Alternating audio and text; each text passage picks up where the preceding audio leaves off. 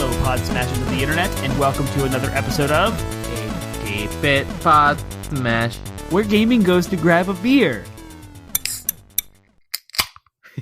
What are you tinking on right now? My bottle. We are your hosts. Penguin and Termite. I am Penguin. I am Termite, and we are a weekly video game podcast smashing together ideas that you care about with video games. That's right, and tonight we are talking about game testing, everything that goes involved with quality assurance in video games and testing the final product to make sure that you, the consumer, have the best experience possible. There's a whole section of the industry dedicated to that, so we're going to kind of dig into that and figure out what we know about it, what we can learn from it, and in hopes that you guys learn something. So we'll jump right into that in a bit. But before we do that, we are where gaming goes to grab a beer. So what are you drinking tonight?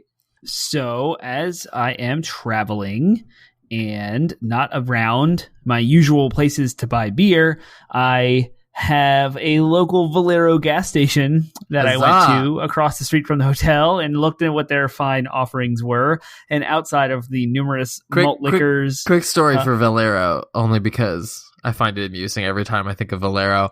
When we first moved to the area, we had not, from where we came from, there weren't really many Valero gas stations, so we experienced them when we first moved to the area after we got married in 2014. And my wife, every time she would see one, they have their little convenience stores are called Fast Marts, FAS, Mart. And my wife, every time, without fail, she'd go, "Too fast for the tea." Yes. Fast Mart, too fast for the tea. That's fantastic. I love it.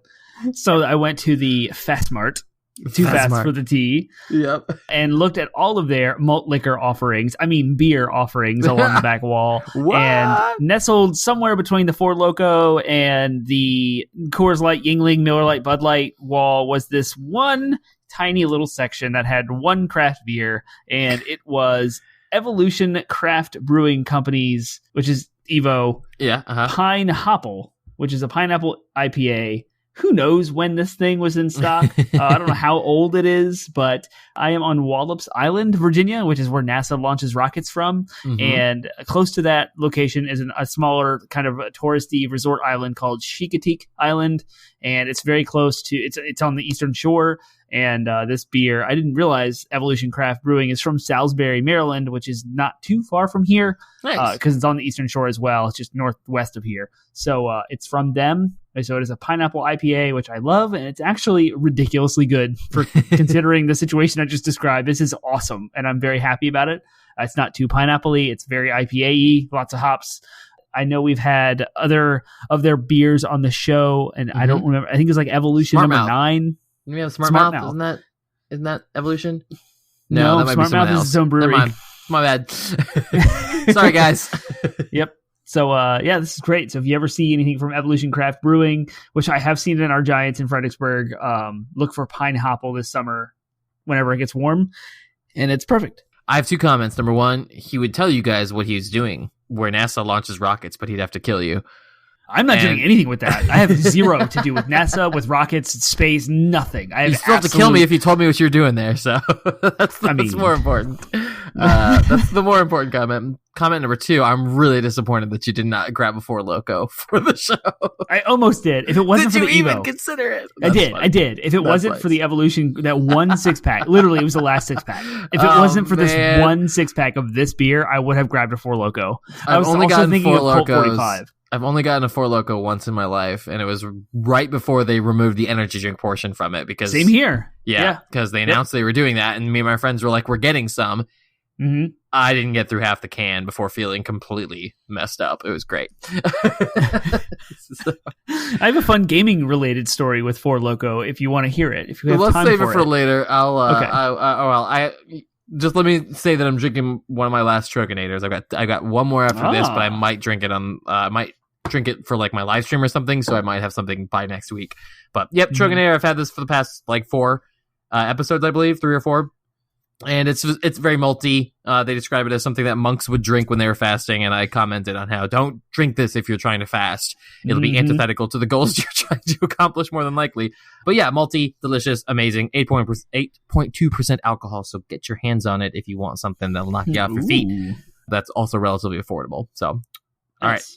Quick gaming related Four Loko story. Go. So if you remember in 2010, we had an event in Virginia called Snowmageddon, and basically like the entire 95 corridor was just covered in 12 inches plus of snow, and it snowed for like 2 weeks straight. It felt like it was insane, and it's something unprecedented. We hadn't had a blizzard like that since 1996 prior to it. So it'd been like 14 years, and we had this massive snow event. Well, my wife, who was working at the VCU medical campus of Virginia, MCV at the time, was held up in a wing that they had opened up for laboratory people and nurses and doctors and such because they couldn't leave because they were literally snowed in. Like all the roads were covered of ice. It was super treacherous and dangerous, and they were working long shifts. And so I was home alone in an apartment. I was a newlywed, and so I had the apartment to myself, and I wasn't really into craft beer or drinking really. I was just kind of like new to all of that. And I didn't know that Four Loko was even a thing until I went to a game exchange place, which was kind of like Blockbuster, where you could rent movies and video games back when that was a thing. And I rented Batman Arkham Asylum for the Xbox 360. And I'm like, yes, I am snowed in. I'm going to be snowed in. My wife's going to be gone for 2 nights. I'm just going to play this. I don't have to work. I don't have anything going on. So here I am. And then I go into the store. I'm like, I want an alcohol. I don't know what I want. I'm just going to go look around. So I'm like perusing the shelves. I'm like, I don't know anything about anything. And I see this energy drink that has alcohol in it. I'm like, yes, this is exactly what I need. I want to play lots of video games. I want to stay up late and I want to drink a little bit. And oh, look, it comes in single servings. I don't have to buy a whole 6-pack. I can just have one for tonight and I'll be good. And then lo and behold, I take it back to my apartment. I fire up Batman Arkham Asylum and I start sipping away. And before you know it, it is 2 a.m. and I am staggering around the apartment by myself, fumbling everywhere, tripping and falling, and just like completely, I would say like pass out. And the next morning I felt absolutely horrible. And it was one drink. And yes, I did get through the whole thing. I finished the whole, I didn't get sick. I didn't even get through the whole thing. I was spinning after just half the bottle. But I had no idea what I was getting into. I didn't know what alcohol content was or ABV percentages or any of the stuff that was going on about them removing the energy stuff. Like I didn't know any of it. I was completely ignorant. I was like, this is a monster with a little bit of alcohol. Nope. So that was fun. That was cool. So I wanted to talk about something tonight that is gaming related. But before we get to our regular segments, I wanted to announce that I have had a really rough week technology-wise. I was struggling with some stuff in trying to set up our newscast this week as I had to host because of his aforementioned work trip. He's in a hotel right now. Here I am. Yeah. Yep. In addition, after spending much of last night troubleshooting some stuff on my computer and getting nowhere and getting frustrated and deciding I would say, screw it, I'm going to go play some Nier Automata and just try to take my mind off of this stupid technology crap for a night. I got up, I looked, and I saw a weird orange light coming from somewhere in my room. And I was like, what is that? And it's coming from on top of my desk where I have my game consoles and my TV and stuff. And I kind of put 2 and 2 together and realized, oh, that's my Switch. My friends have suffered apparently, I didn't even know this was a thing, but apparently there is such a thing as the orange screen of death for the Nintendo Switch. And now granted, here's the thing, you're able to get past it by just holding down the power button for 12 seconds and it comes back up just fine. But from what I've read, it can be, not necessarily always is, but if it happens again, it's likely indicative of a hardware failure inside the Switch console, which I've had the thing for 3 years, so I'm out of warranty undoubtedly at this point, which means I will be likely charged to send my Switch in to get it repaired. So I haven't seen it since last night, but it has only been 24 hours. I'm just kind of keeping an eye on it and just sort of checking in to see if there's an orange glow coming from it. But I mean, it's weird because I didn't have the thing on. It wasn't like I was playing the thing. It wasn't like I had the thing setting aside, idle with Smash on or something like that. I was so focused on what I was doing on the computer. It was literally just sitting there asleep on my dock. And I look up and it's an orange, bright orange. So that's why it took me by surprise. I was like, where's that orange light coming from? Because my Switch wasn't, it's on all the time because it's asleep. Right. But it was just sleeping in its dock. And I look up and there's an orange light coming from it. So I am a little bit sad and disappointed over the fact that my Switch might be dying. And that I'll have to spend. And your Wii U gamepad stops syncing and disconnects as well. What is the weird flukes you're getting with these Nintendo consoles. I mean, granted, my Wii U was used, so who knows how long That's and how true. well it was taken care of in its previous home. But no, this Switch I've had since day one, which I guess is the only thing I can say for that is it is one of the Gen 1 models, you know what I mean? Like right off, it has the crappy battery life. It has the fact that I haven't gotten Joy-Con drift, with the first model is actually a pretty big miracle. I haven't had any of the bending issues in regards to it warping. A lot of the first gen models warped over time, and then the Joy-Cons would no longer click in there. And so I haven't had any of those issues. So a hardware failure, it sucks, but I still count myself pretty lucky in regards to this model. And I'm also not surprised. It is the risk you run when buying a launch new console. Model, first generation of a new model console. Hey, this could really work in your favor if you do have to pay for a repair cost. It's nowhere near the price of a new Nintendo Switch. But if they can't fix it, they send you a new Nintendo Switch, which would have the better battery life and the better hardware. Yeah. And we've just had like a year of patching that allows games to be uploaded to the cloud as far as your game saves, which never happened before. But now we have auto backups for things. So you would not lose any of your game saves, and you would get a new console at the price that it would cost to repair one. Yeah, it's possible. You could end up getting a pretty cool upgrade. That would be cool. Part of me was hoping I would time it with, I know that there's no official word on a Pro, and it seems like all indications indicate that there's not going to be a better version of the console. But part of me was secretly hoping that I would be able to just be like, well, I guess I'll just have to get the newer model now. Hey, let me get that upgrade. Yeah. But we'll see. We'll see how it goes. I'll keep you guys in the loop as to what may or may not happen with my poor Switch. The thing has served me well, but honestly, I've been a little dissatisfied with it. I'm not like dying to... There's nothing that I'm dying to play on it. I have been enjoying Luigi's Mansion greatly on it while playing with my son, but I am not like... Yeah, I don't know. It would be one thing if like Breath of the Wild 2 were coming out next month. Then I would feel a little bit more urgency to get this thing taken care of. But as of right now, I'm like, you know what? Like if it were my PlayStation, it'd be a different story. But yeah. So anyways, that's my Switch story. So consoles breaking and bricking and experiencing all kinds of technical issues with all the technology. Those are not our favorite things. But doing this podcast is our favorite thing. Favorite Things.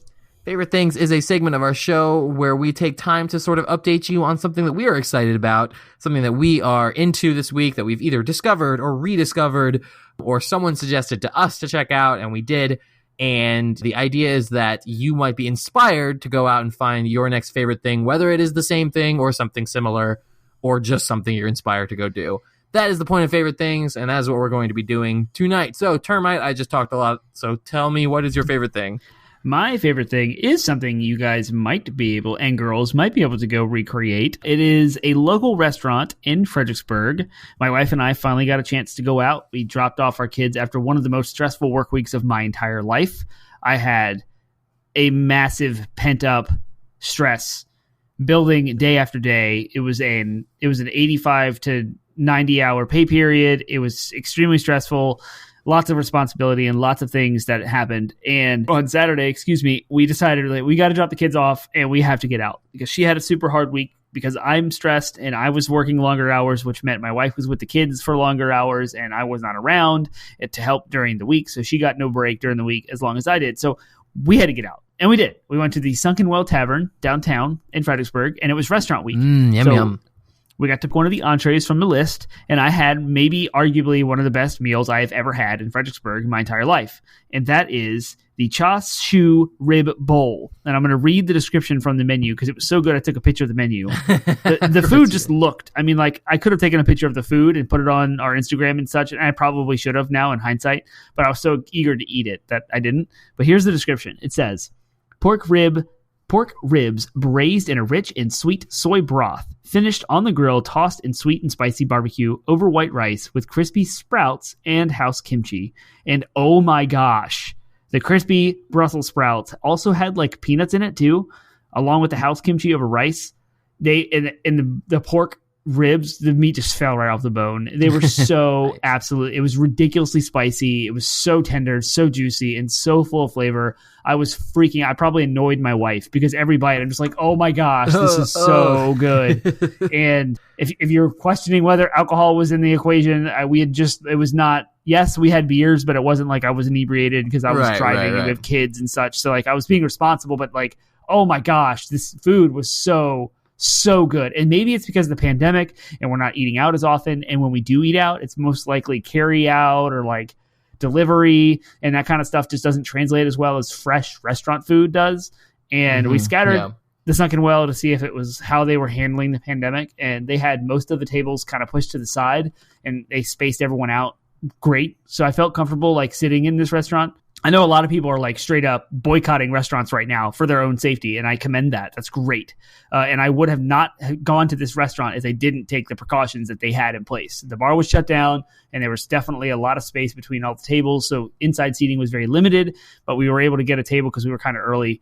Absolutely phenomenal. Going to a restaurant, it had to have been like this perfect mixture of pandemic-related isolation and not doing things that I'm used to doing and missing it so much that you finally get it and you're like, yes, this is so good, mixed with the actual quality of the food. It just culminated. Plus, it was a date night with my wife. We were having a great conversation and we were just connecting and getting along. And it's awesome because not every date night after 10 years of marriage is, roses and unicorns. But this one was. And so we had a great conversation. It was a great night. It was absolutely amazing. Date night, Sunken Well, ribs. Nice. My favorite thing, it was kind of a low-key weekend for me and my wife. In fact, that is kind of part of my favorite thing is just the fact that we didn't really have any plans this weekend, and it was awesome. We were very lazy, very chill. I did grocery shopping and plasma on Saturday, and then I came back, and we all just kind of hung out together. And we skipped church. Neither of us had any responsibilities at church on Sunday, so we just played hooky. Yes. And that was also great, is just having no responsibilities to worry about on Sunday. But I'll narrow in on a favorite thing, and that is, it's also a food thing. My wife and I have, for whatever reason, been very hyper-focused on Cracker Barrel this week. Yes. Oh. I jokingly, casually at one point said, why don't we get Cracker Barrel? And then both of us were like, oh, actually sounds like a really good idea. I want some Cracker Barrel. It sounds so good. So we split a thing of fried chicken, which is like a $13 thing. That's like 2 country fried chickens with gravy on top, and then it comes with 2 biscuits and 3 sides. So for like $14, that's a lot of food. And my wife and I were able to split it and each be pretty satisfied. And it was delicious. It was awesome. It was so good. So love me some Cracker Barrel. And yeah, that was good. That was a good one. I don't know how you cannot order pancakes. Like every time I go to Cracker Barrel, it doesn't matter what I order. Everybody has a thing at Cracker Barrel that they're like, that's their thing. And they're like, oh yeah, I can't believe you go to Cracker Barrel and not get Y, not get X. Pancakes. It's all about the pancakes. I, for one, am a big fan of their country fried steak, where it's just a piece of beef that it's like a burger that's like deep fried and battered. So good. I love it. I love Southern food. It's so ridiculous when you actually describe Southern cooking. Like, take it and then you take that thing and then throw it in oil for oil and batter. I do also love and I haven't had one in a while, but the very idea of what a funnel cake is just amazing to me. And it's so good. It's terrible for you, but so good. It's like a donut shaped like a worm. It's like basically just like, it's like, hey, let's make pound cake, but let's fry it and pull it out in straight. Yeah, it's so good. I love it. Yummy. Anyways, so yes. Get some, if you're now everyone, all of our listeners are like, man, I want some Cracker Barrel. Get some biscuits and the blackberry jam. So good. So anyways, well, that's favorite things. That moves us on to our last segment before the show, which is DLC. Stands for downloadable content, and it is a conversation you wouldn't normally have about video games. Sometimes it's related to our topic, sometimes it's not. This one is. It's a little different than what we normally do. Normally we pick like video game characters and have them who would do better at this, who would win in X contest, Y contest, whatever. I wanted to do something a little different, and I wanted to talk about, and this maybe is a conversation you would have about video games, but it's still a bit of a stretch. And I wanted to say, based on the quality of the product alone, what video game developer do you think has the best testers? Ooh. Yeah. That's your DLC prompt for the day. It's a bias because I'm aware of the inner workings of it, and so like it's installed in my head. Sure. But if I divorce myself from that and actually look at the kind of game that I'm about to say is, how big it is, and how perfect-ish it is compared to other games in the same space, it's unequivocally Breath of the Wild. Yeah, and Nintendo. I figured that would be your answer. Yep. Mm-hmm. If you look at any other massive open world game, which gives the player the freedom to do what they want in the order that they want and climb anywhere they can go and glide around various environments that all have interworking parts, physics systems, and storyline components with side quests, no other game even comes close to the quality of Breath of the Wild. And the bias that I was talking about is I read articles about how they tested it. Yeah, well, actually, it'll come up in the it will. But yeah, so if you just look at, I mean, Nintendo is just unstoppable, like untouchable in their quality. They never have the big bugs that come out. Like no game ever come out with it just falls apart. Yeah. Nothing. Like I was thinking about this with Luigi's Mansion. I was playing that a little bit today with my son, and I was like. Because I was like, okay, clearly my Nintendo Switch is making a cry for help right now. I need some love. So I fired up some Luigi's Mansion. But I was thinking about it. I was like, man, this game is just quality. Like all the physics work. I haven't run into any bugs yet. Nothing. It's just a solid experience. I was also thinking about like Santa Monica. I cannot think of a single time I was playing God of War and it took me out of a bug took me out of the experience. Like everything from, and it may be rose-colored lenses. I can't sit there and say that for sure, 100%. But I can't think of any time I've played a God of War game and I've been like, there are some design choices I've disliked about some of the God of War games, but I haven't. Not like the actual experience they intended me to have has been seamless to my memory and to my knowledge. So. And even a testament to that, to add to it, with the release of the PlayStation 5, the disc version of God of War, which has no day one patches and nothing connected to the internet, has an unlocked frame rate. And so people with the PlayStation 5 are enjoying a 60 frames per second 4K version of God of War. And the fact that people are actually going out of their way to take an unpatched version of the game to enjoy at a higher quality indicates how perfect the game was.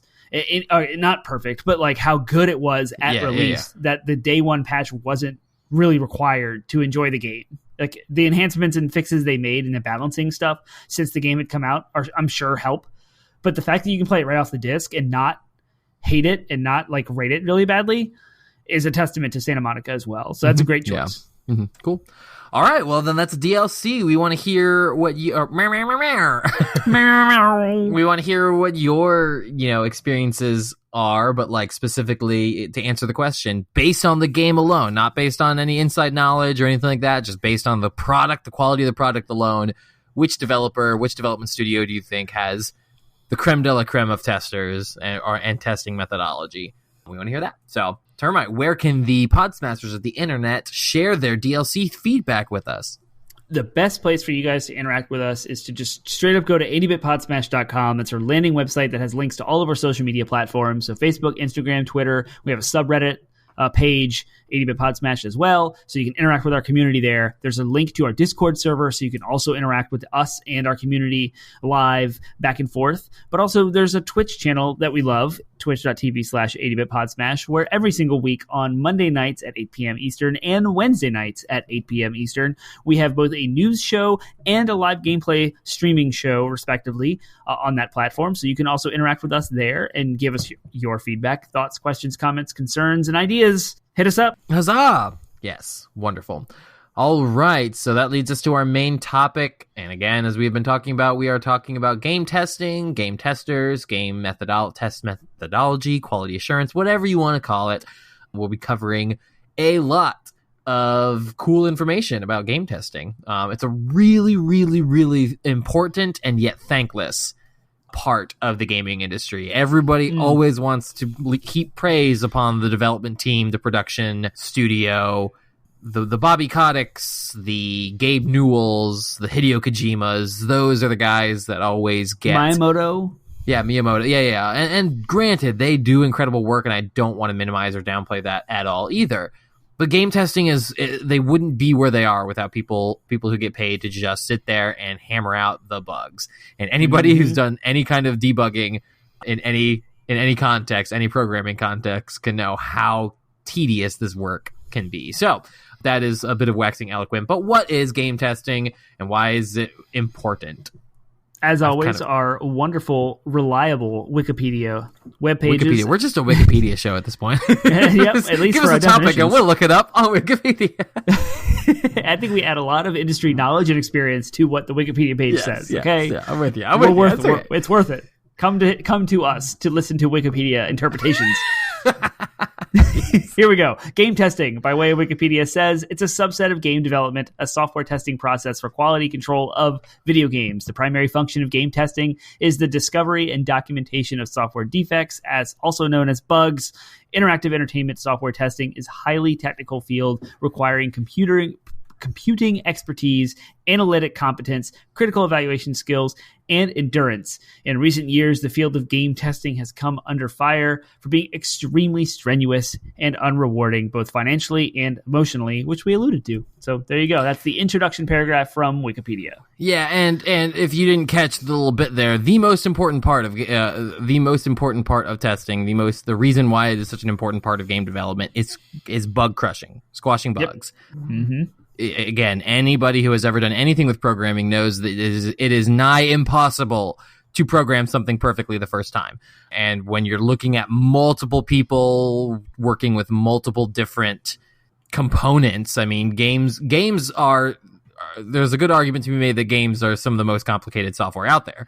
Yep. Involving multiple pieces of different, in some cases, entirely different computer programs. We did a whole conversation on game engines and the tools that were made to make video games. But once you have a kind of a quote finished product, you're going to have to test it to see if it works. That is where game testers obviously come in. So to further complicate that, game testers also have to test the interaction of all the various game systems when it comes to UI, graphics, physics systems, and simulating models and animation. All of those things kind of have to come together, and it's the testers that you can have a different development wing develop different aspects of your game. You can have someone focusing on the physics, someone focusing on the animation, someone focusing on the UI, but it's not until it gets to the tester's hands that they see everything interact together. And that in and of itself is an entire wing of integration testing. And it's just, I mean, I imagine it's also fairly exciting. Like, I imagine there's sort of some excitement that comes when game testers finally get their hands on, what has been worked on for months now at that point, or years even at that point. But nevertheless, so again, the why it's important, it is literally the difference. Anybody who has played a buggy game, anybody who has played a game and seen either anything as innocuous as a hilarious bug to anything as frustrating as a completely game-breaking bug. We have been talking a lot about this because of Cyberpunk. But the difference between a game like Cyberpunk and a game like God of War or Breath of the Wild is, at least in part, the responsibility of a robust game testing methodology, and that almost, again, that's part and parcel of the game testers, the quality of the game testers themselves. It does go hand in hand. We'll talk about this. It does go hand in hand with the developers, too. There is an aspect of game testers can be as skilled and good at finding and reporting bugs as they can be, and they can send a list of bugs to the developers, and the developers can say, I don't have time to do that. And that is a thing too. And that's where things like the publishers get involved and shareholders get involved in development schedules, and you're like, oh, hey, we have this binder full of text that is crazy amounts of bugs. We don't have time to do this, so let's pare it all down. And sometimes those decisions get made outside of this realm of developers entirely, and it's completely short-sighted. So I only bring that up to say that, like, a game is not like made or broken on the backs of its testers alone. It is a team effort, and just because Cyberpunk came out buggy, it does not necessarily reflect poorly on those testers. So again, I do not say that to throw shade, but again, game testers, a healthy relationship between tester and developer is, again, I would argue what makes the difference.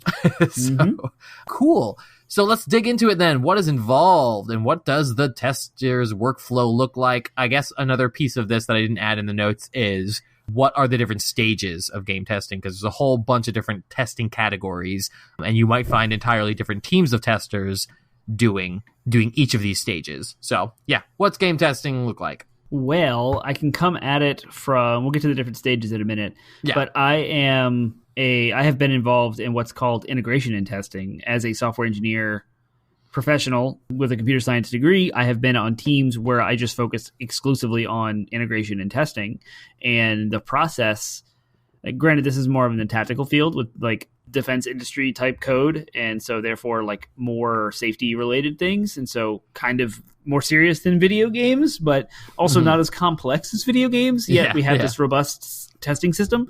And you have like a list of requirements that the software has to achieve, and those requirements get traced into the code. So if a developer is like, hey, I want to develop this feature, here's the requirement for it, and it can be traced into code, and there's versioning software that tracks what pieces of code have been changed by who, when, and you check that into a repository, which checks it all in, and it tracks it, and then the testers would come in and say, I need this build of this exact version with this list of requirements, and I'm going to run through, and I'm going to engineer a test to test this specific.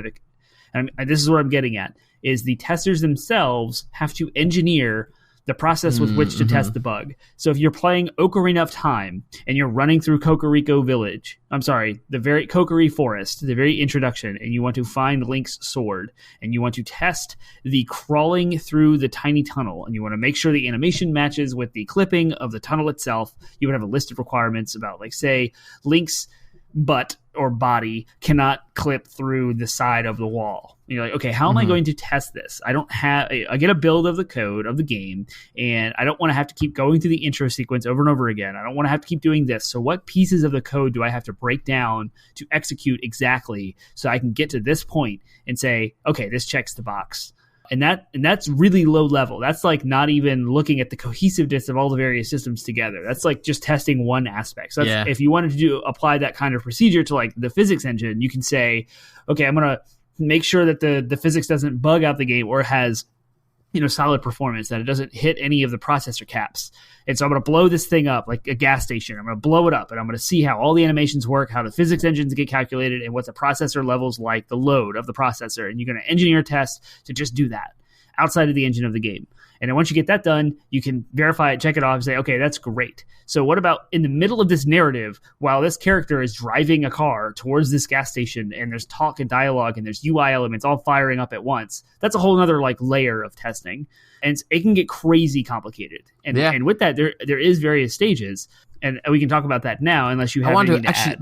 I want to really quickly talk. I mean, we can't talk about game testing without talking about bugs and kind of describing like the different, like what counts as a bug, right?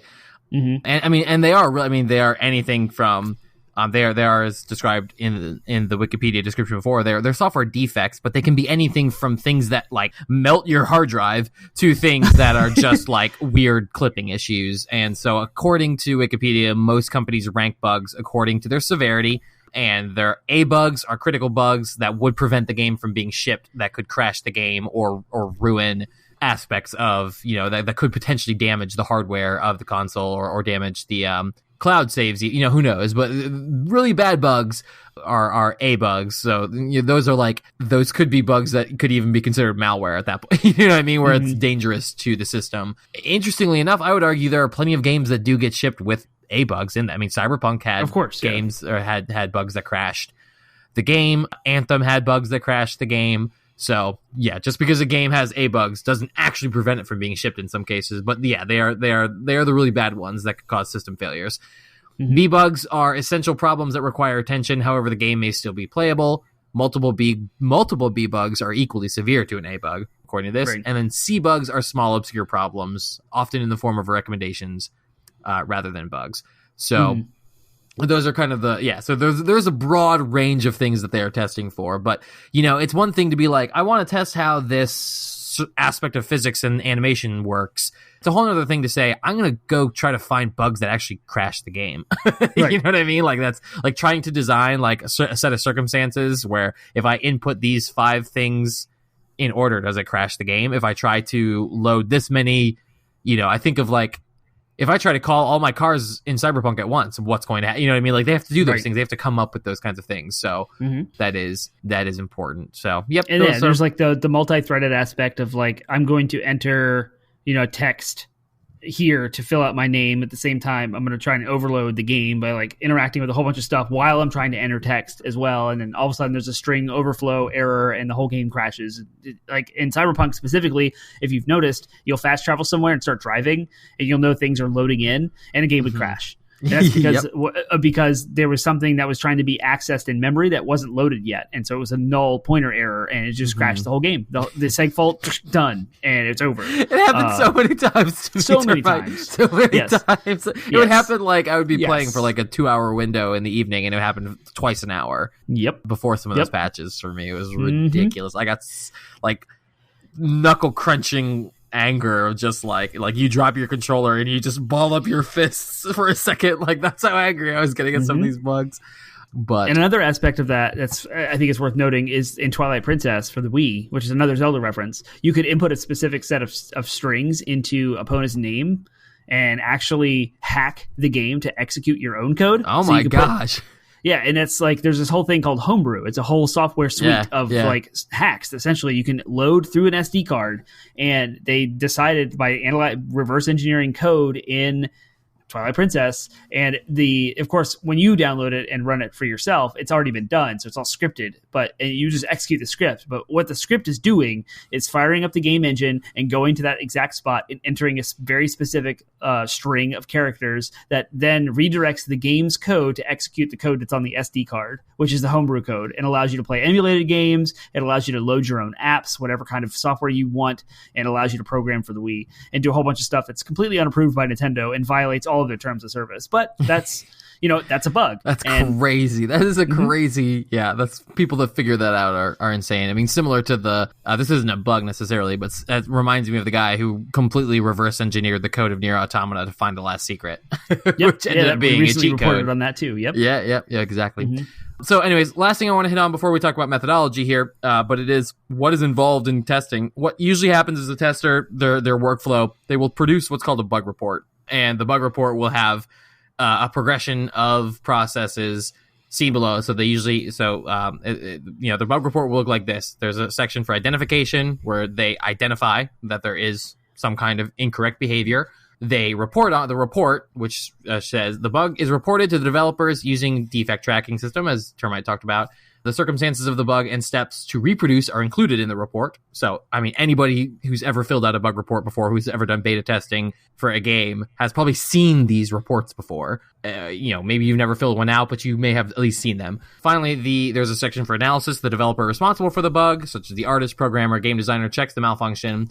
This is outside the scope of the game tester duties, although inconsistencies in the report may require more information and evidence from the tester. So the analysis will occur, and the developer will be like, I need more information. So there will be a section for a back and forth between the developer and the tester. And then finally, the verification section is when the developer says, I fixed it, test it out again. So there's a second round of testing that has to happen in a bug report for every single bug.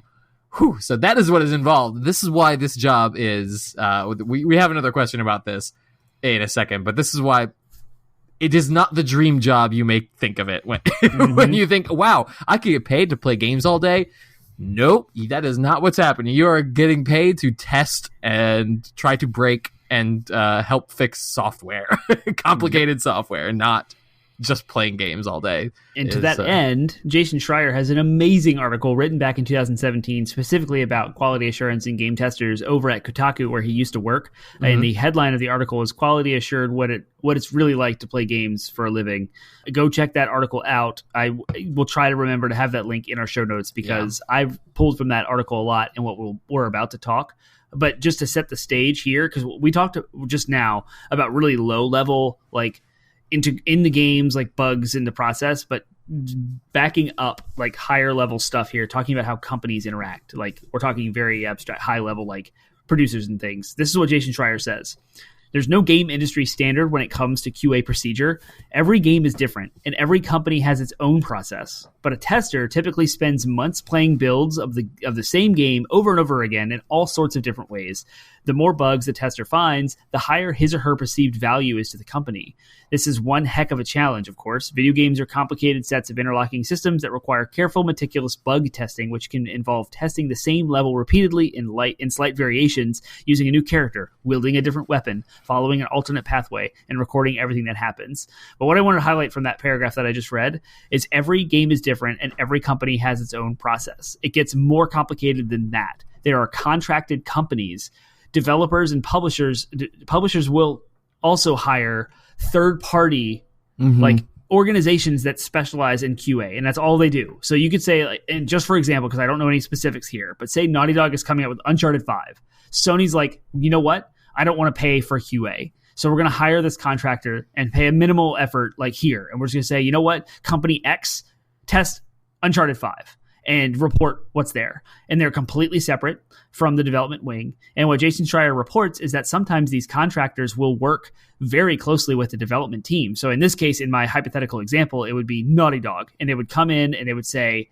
okay, Naughty Dog developers, go talk to contractor X, go interact with them, let them in your building, in your spaces, and sit next to them every single day. And you guys are going to build a relationship, this organic person-to-person relationship that happens in a professional environment that's healthy. And then when push comes to shove, Company X gets paid what they agreed to get paid. They're not considered a Naughty Dog employee. The game does great. It goes on to win all these accolades, Game of the Year awards. That contracted company never gets recognized, noticed. Yeah. Maybe they have a reference in the credits. As I say, they'll probably be in the credits, money. But yeah. But it could be in the credits as this company. You know what I mean? Like, right, yeah. It's just like Company X did QA and maybe some special thanks called out to some names. But then like Naughty Dog has a company picnic and Contractor X is not invited because they're not part of Naughty Dog. Right. And I'm beating up on Naughty Dog because they don't do this and they're a great company. But this happens in the gaming industry. And that is a very dark kind of like reality.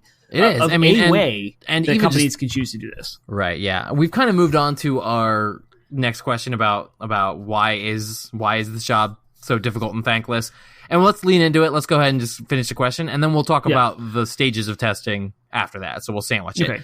But yeah, so I mean, the way I worded this question is: some people consider game testing to be a dream job, but why is it more difficult than it sounds on paper?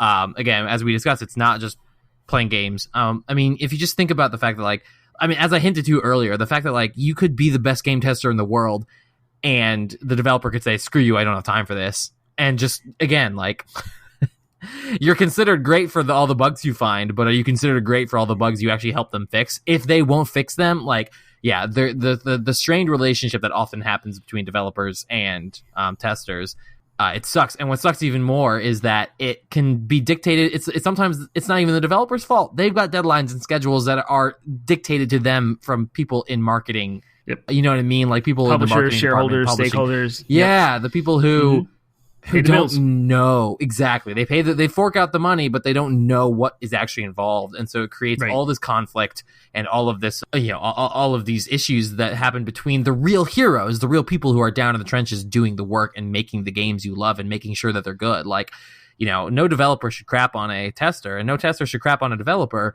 They should be on the same team, and they should be free and enabled to collaborate in a way to make. And the ones that do that well, I think, are the ones that are the most successful.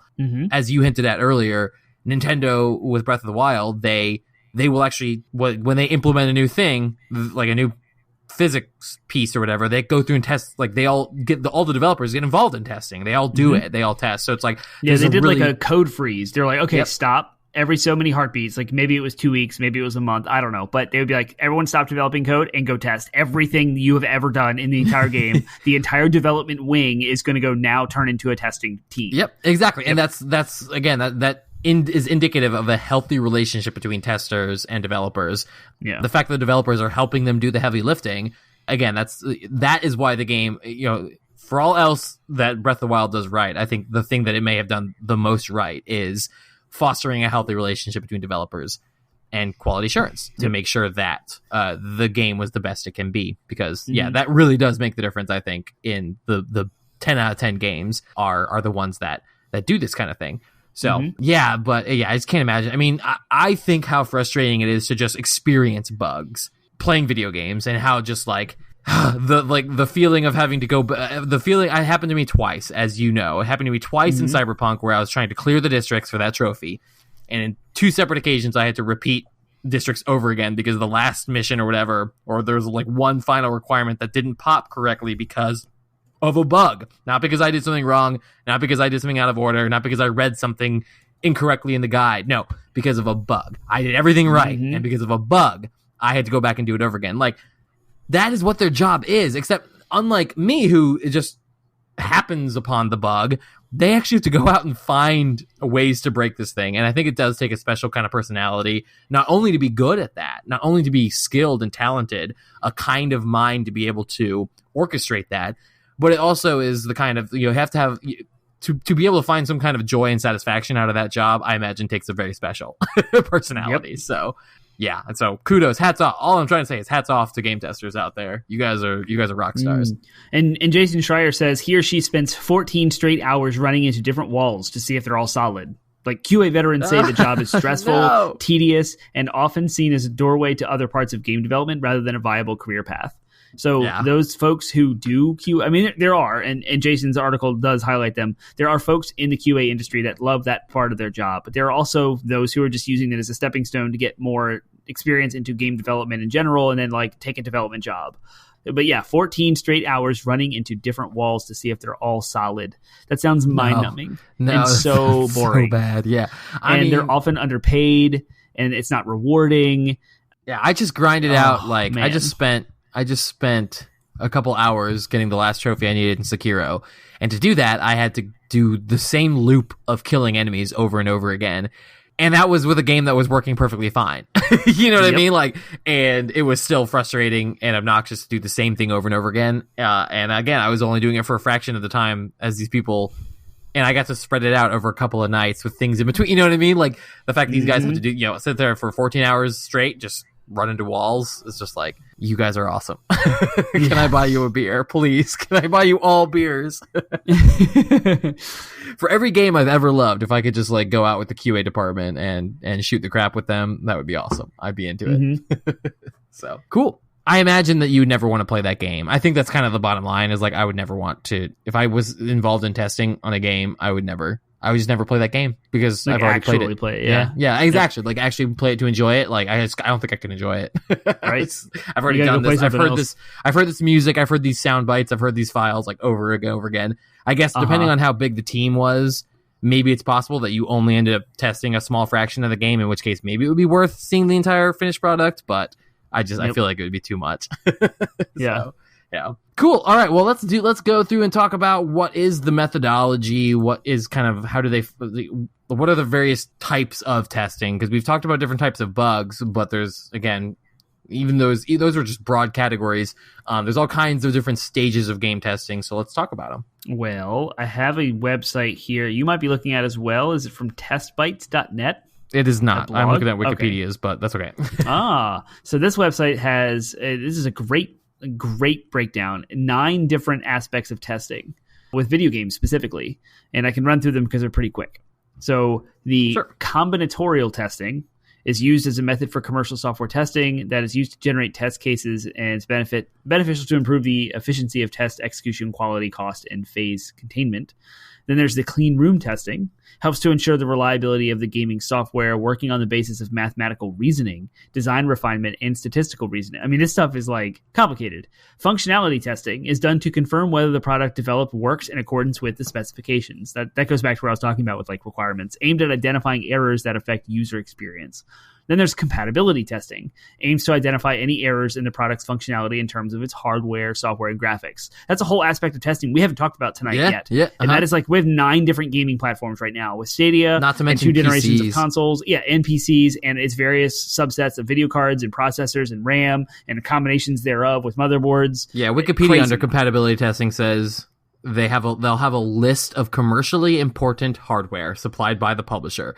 So the publisher says you need to make sure it works on, again, so you have the big ones, Xbox, make sure it works on these Xbox consoles, make sure it works on these PlayStation consoles, make sure it also works with NVIDIA graphics cards, AMD graphics cards, make sure it works with Intel processors, make sure it works with Seagate hard drive, you know what I mean? Like make sure, so they have to go through and build out these different PCs that all have the different hardware that and make sure it's tested on that. That's insane. Carry on. Then there is regression testing used to check the functionality of features of the app using test cases that have not been changed. It is also used to check and verify whether introducing any changes has not led to any new errors. So it's going back and testing like old code with new changes and make sure it all works. Regression testing. Then there's ad hoc testing, an unplanned testing method that does not allow any flow of operation. just go mess with it. Like, just go conduct random testing of everything without creating any test cases or documents, and just see what happens and document. And, as it happens, of course, you document it, but you're not following a document with ad hoc testing. You're just doing the app, whether it's whatever game you're playing. Load testing, kind of like stress tests. You're testing stress tests is how I've heard of that. Yep. Mm-hmm. Yeah, and you want to max out the RAM, the processor. Again, this is like super imperative with physics and multiple systems. Right. If you have multiplayer games, you're going to want to just test it with as many players as you can get. So you'll see this with like MMOs would do this, where they'd be like, here, we're going to do a stress test, and we want to see how many people we can handle on our servers all at once. So you're actively trying to break the server. Yeah, all that stuff. And then there's playtesting. So the playtesting is done by having practical exposure to the game. So this can actually be broken down into different phases of game development that you may have heard of, actually, the mainstream words, and that's pre-alpha, alpha, beta, or pre-beta, and then beta testing. So if you've ever heard of alpha test and beta test, that's super early builds that's specifically distributed for play testing. It's like, just get this into the hands of people and let them play, and we'll collect data on the back end of what they're doing, how they're going. Some of that can be outsourced, and some of that can be, in fact, specifically beta testing is often done with consumers. So they will make the beta test available. You've heard us talk ad nauseum about various beta tests that we have been involved in. Yep. So, but now, that whole definition of beta test back in the day was actual beta testing when you signed an agreement that you will submit bug reports and crash reports, as it happens.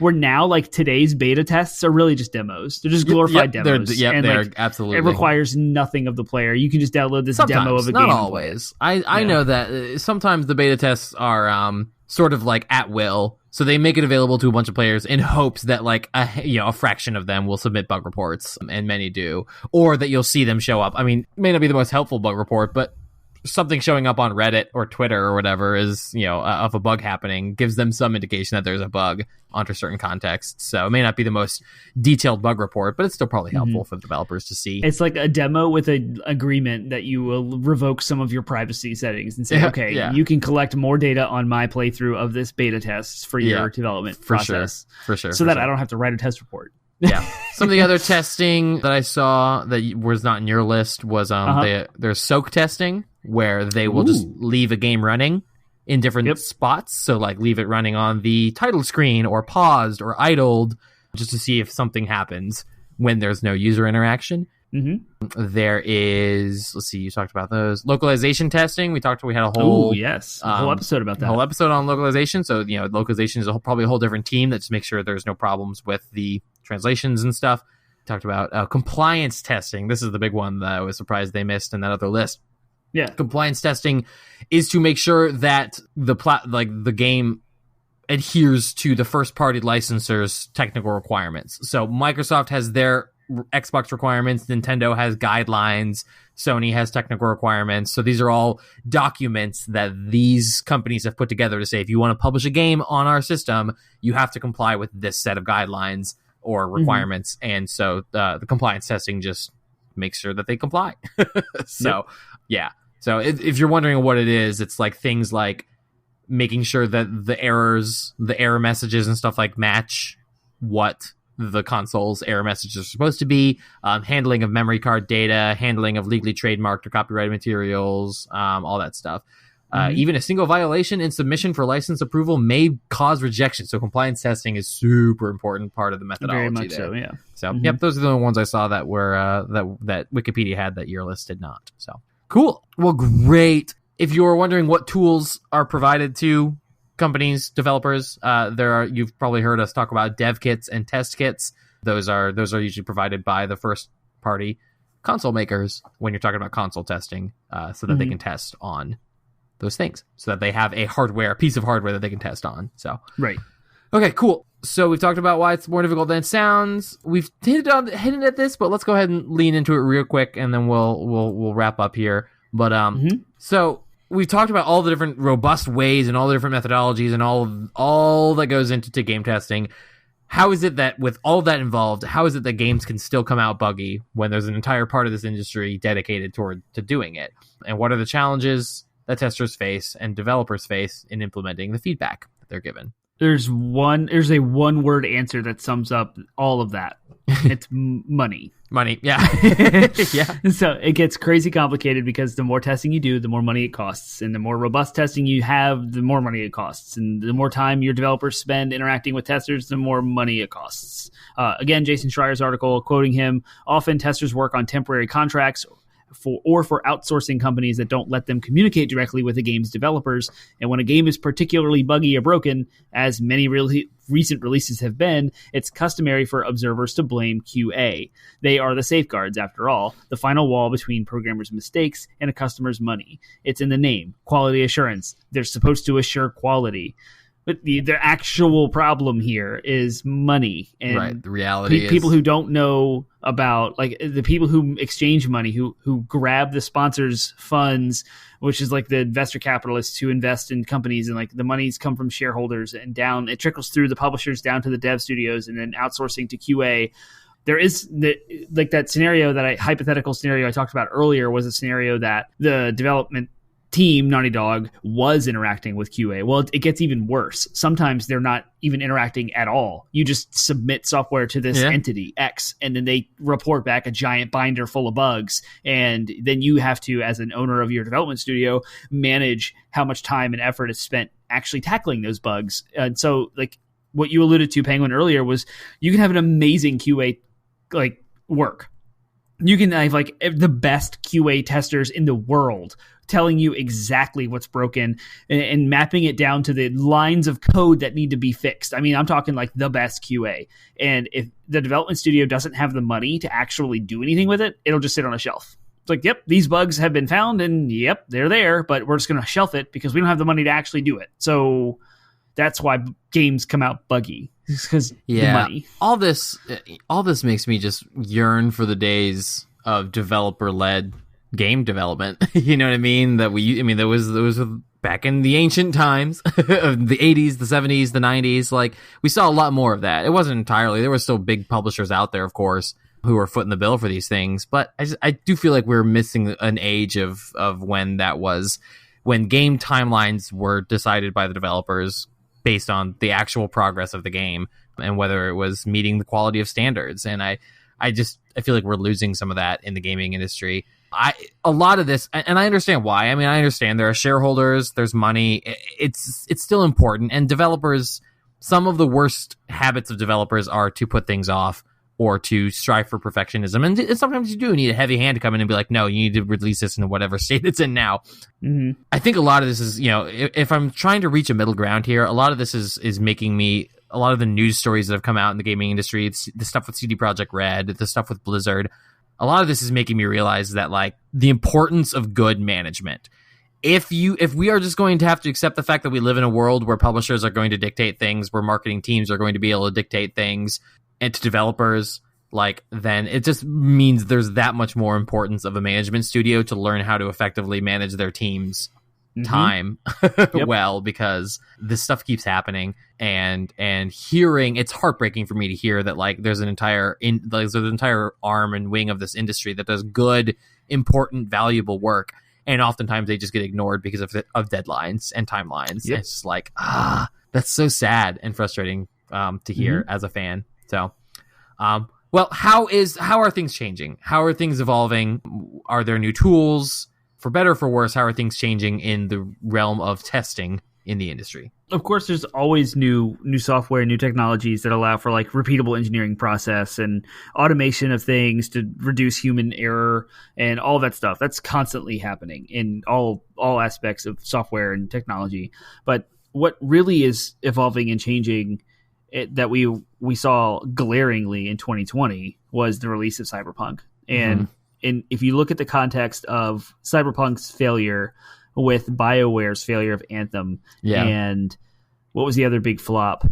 And I guess Warcraft Blizzard's 3 fall. Reforged. Yeah, Warcraft 3, these big, giant, massive companies are all stepping on landmines, and things are getting out of hand. Budgets are getting too big.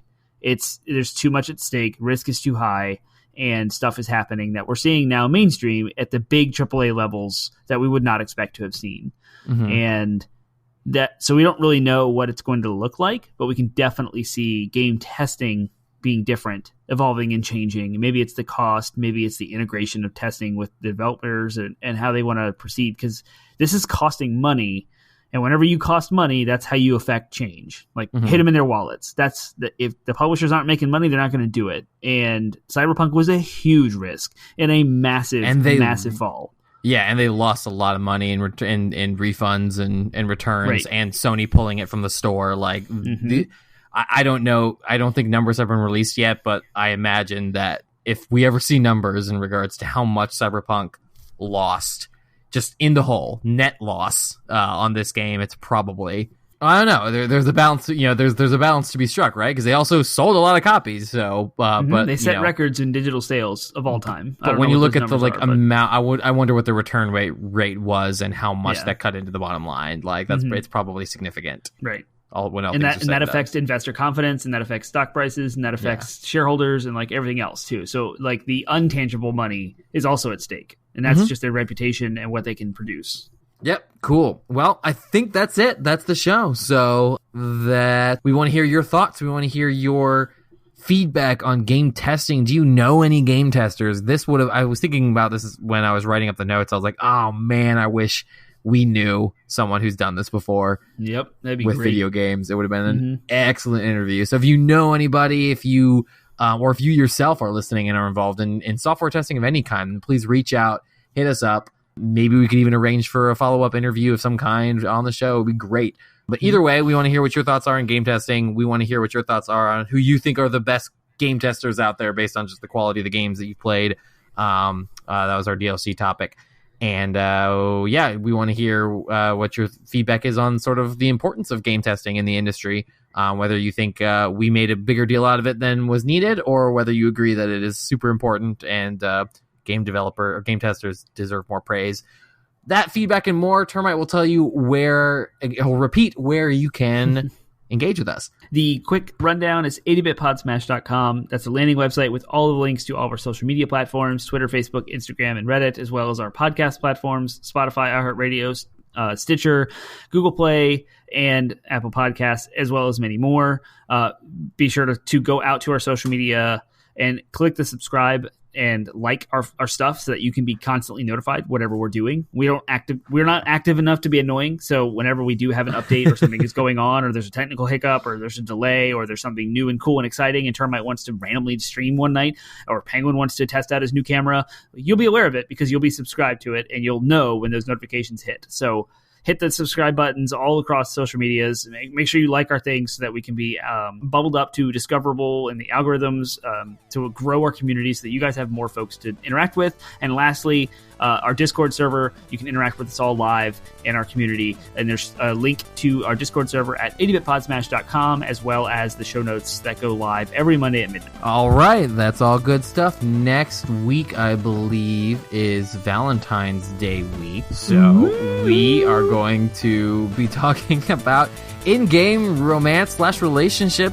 systems / intercourse systems, as they often are involved in some of the more risque titles. So yeah, there's a whole video game development style involved in just creating relationship simulation, basically. So we're going to talk about it, and it'll be fun. So that's what you have to look forward to on February 15th, the day after Valentine's Day. And it will be family friendly, so don't be scared away. That's why I said by the courses of interaction. Don't be worried about that. There may be some things that are hinted at, but we will try to avoid being explicit in any way, shape, or form. So that's right. And to you don't have to have an awkward conversation with your games. Thanks to us. Although part of you would take some pride in that. Whatever. We'll see you then. Happy Valentine's Day. We'll see you then. See you next week.